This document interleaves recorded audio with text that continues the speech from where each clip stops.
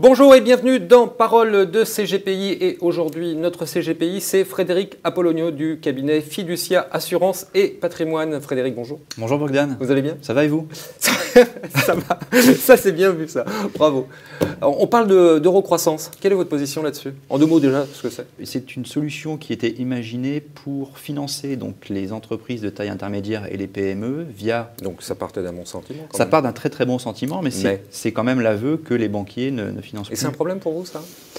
C'est pas vraiment un problème que les banquiers financent plus, c'est pas un scoop, mais ce que je veux dire c'est que le fait, c'est qu'on va faire porter à l'épargnant un risque supplémentaire. Je vous rappelle quand même qu'un contrat d'assurance vie, c'est une créance que vous détenez contre une compagnie d'assurance, d'où mon approche sur la solvabilité dont je vous avais fait parler la fois dernière.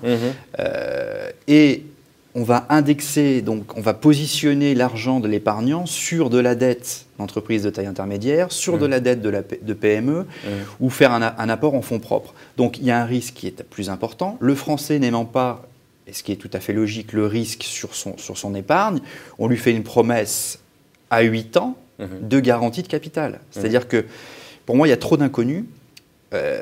Dans 8 ans, vous avez la garantie de récupérer ce que vous avez investi.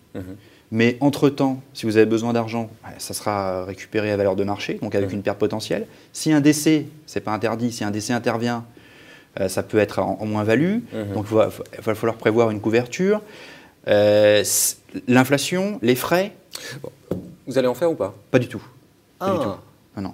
Pas du tout. Non, pas du tout. D'ailleurs, ceux qui vont en faire, c'est assez simple à comprendre, ceux qui vont en faire et ceux qui vont promouvoir ce type de produit. On parle des assureurs. Quels sont les assureurs qui vont en faire et quels sont les assureurs qui vont en faire, c'est les assureurs qui ont les plus gros encours historiquement.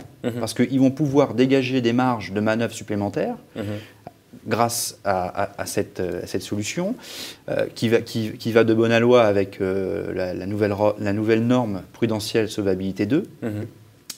Et les épargnants qui seraient tentés vont conserver l'antériorité fiscale du contrat au même titre que ça avait été le cas avec le Fourgousse. Donc, pouvoir augmenter sa marge de manœuvre sans aller chercher forcément des nouveaux clients en faisant simplement un arbitrage sur des contrats déjà existants tout en dégageant des marges de manœuvre supplémentaires, il est évident que le challenger qui ne détient pas énormément d'encours ne va pas se lancer sur cette voie. Très bien. Frédéric, en tout cas c'était très clair. Merci beaucoup. Merci Bogdan.